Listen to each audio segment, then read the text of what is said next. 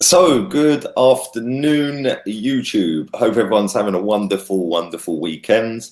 Apologies, this show wasn't out early this morning. It won't be out early again tomorrow either. I'm going to have a nice, chilled, relaxed weekend and get these out as and when in the afternoon. But I want to speak about Stan Kroenke. And this is something that I was supposed to have spoken about the other night, but I didn't do it the other night either. So yeah, I'm having a little bit of a lazy one. But obviously, the Arsenal players have all come together and they've all decided to donate 12% of their money to the club.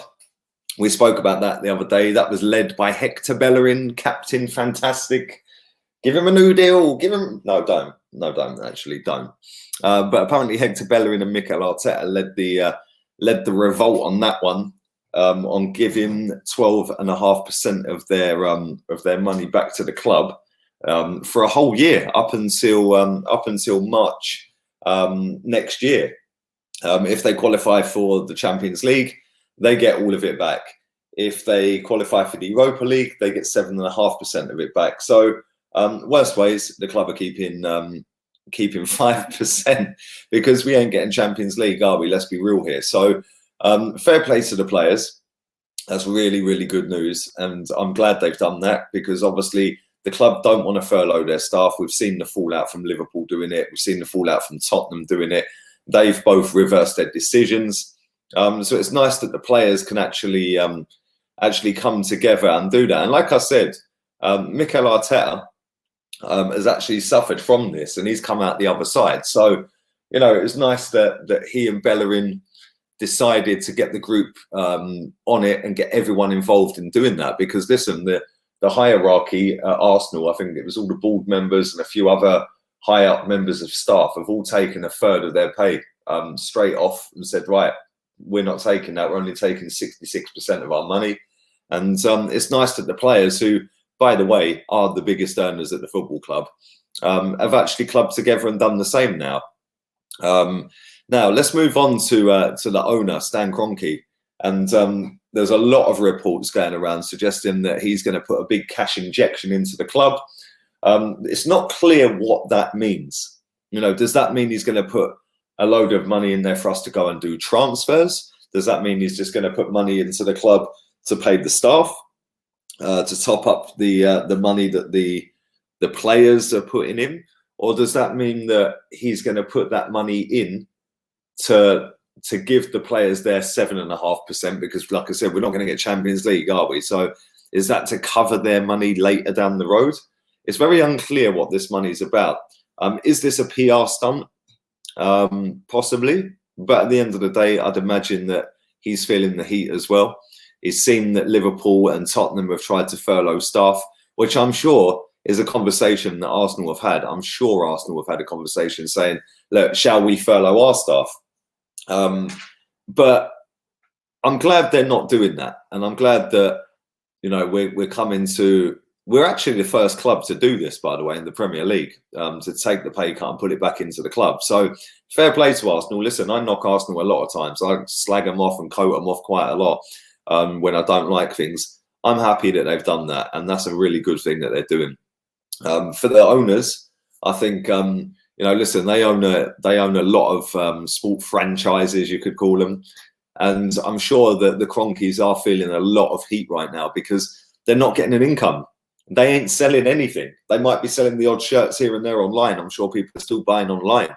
But does that mean that that's going to keep the club afloat? Probably not, especially when Adidas have already paid us the money. So, you know, you can sell as many shirts as you want. Adidas are getting the majority of that money, if not all of it. So I'm glad that he's putting money in. I'd like to know how much he's putting in. And I'd like to know how that's going to be restructured to be paid back to him, because let's be real, it will be paid back to him. And that's my fear with putting money in from an outside source, that at some point you are going to want that money back. And, you know, I spoke about this the other day, like, you know, in most businesses, you either chop from the top and take the pay off the top earners, or you make redundancies, or you furlough your staff. We obviously don't want to make anyone redundant. We don't want to furlough our staff. So for me, the players taking their pay cut is fantastic. Taking a chunk of money from the outside and sticking that on the inside, you can only keep doing that for so long. And I'm hoping that it's not something that he's going to want back straight away. I'm hoping that if he wants it back, it's when he sells the club, perhaps. If he sells the club and says, "Look, it's a cash loan without any interest on it," and if that is the case, then fantastic. But again, at the same time, I can see why a lot of people are skeptical. I've seen a lot of people saying, "Oh, this is just PR. This is PR." Doesn't matter what Stan Kroenke does. The people that don't particularly like him are going to have it in for him anyway. So, he couldn't win. If he furloughed staff, everyone would be crying. If he don't furlough staff and he puts money in, oh, it's a PR stunt.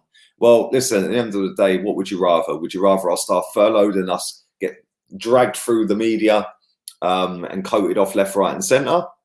Or would you rather him put his money in? Which is saying that most of you people that are saying it's a PR stunt, most of you have been crying for years. He doesn't invest.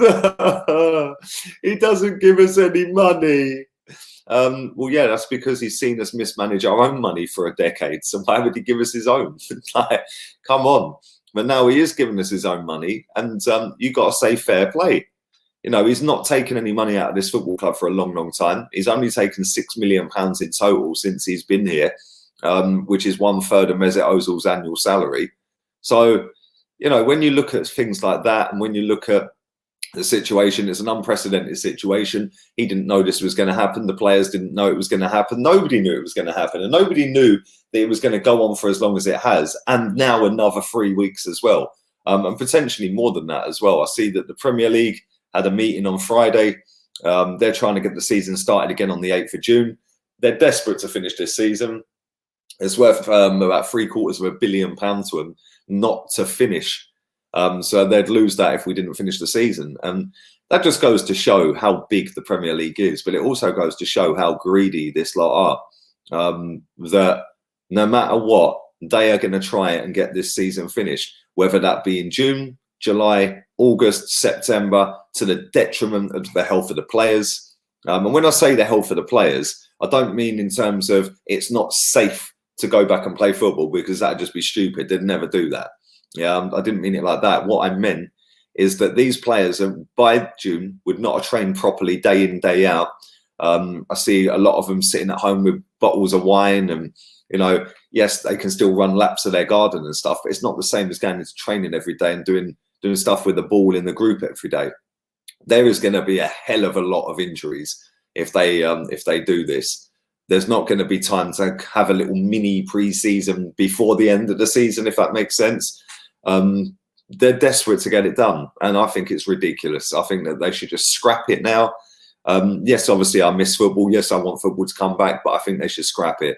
It'd be a shame for Liverpool. I've said that many times, but you're going to have a lot of players coming back and a lot of players getting injured. They reckon that they're trying to finish 92 games in 5 weeks from the 8th of June. That's as it stands now. That's what? A game every 3 days per team? That ain't going to happen. That ain't going to happen without serious injuries anyway. And that will then ruin the following season, which will start a couple of months later. So, listen, I'd love to know your thoughts on everything. Let me know your thoughts on Stan Kroenke's cash injection. What does it mean?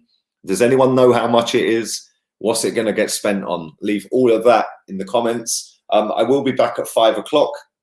There'll be no Premier League show today. That'll be back again tomorrow. So will this daily transfer update. That'll be back tomorrow. It will not be at 7 a.m. I'm going to have a chilled weekend. So yeah, keep your eyes peeled for the 5 p.m. show. That'll be uploaded bang on 5 o'clock. 8:30, I'll be playing some more of you on FIFA. Had a bit of a mixed bag yesterday.